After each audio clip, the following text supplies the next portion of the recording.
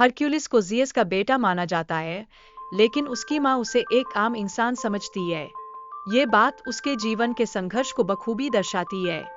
Hercules अपनी अद्भुत शक्तियों का प्रदर्शन करते हुए न जाने कितने खतरनाक जीवों से लड़ता है।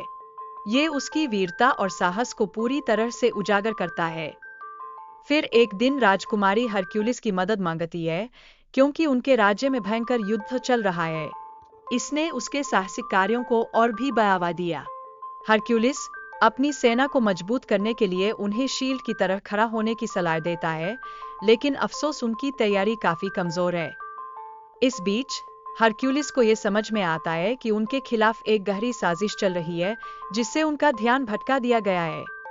युद्ध के दौरान हरक्यूलिस अपनी मानसिक स्थिति को खोता जा रहा है और उसे अपने परिवार की हत्या का एक भयानक सपना आता है।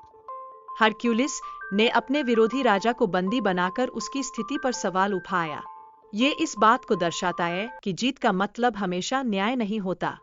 राजकुमारी की सहानुभूति दिखाती है कि युद्ध केवल व्यक्तिगत दुश्मनी से उत्पन्न नहीं होता, बल्कि पारिवारिक विवादों से भी होता है।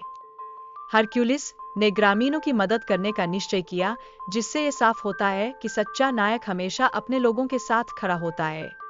लेकिन हरक्यूलिस को पता चलता है कि एक दुष्ट राजा अपनी ही बेटी को मारने की साजिश रच रहा है। ये दर्शाता है कि लोग सत्ता के लिए कितने नीचे गिर सकते हैं। हरक्यूलिस ने अपने दोस्तों और प्रियजनों को बचाने के लिए अपनी शक्तियों का सही तरीके से इस्तेमाल किया। ये साबित करता है कि सच्ची शक्ति दूसरों की रक्षा करने में निहित होती है। राजा की हार के बाद हरक्यूलिस को लोगों द्वारा सराहा गया। ये इस बात को दर्शाता है कि साहस और दयालुता से ही लोग एक सच्चे नेता के रूप में स्वीकार करते हैं।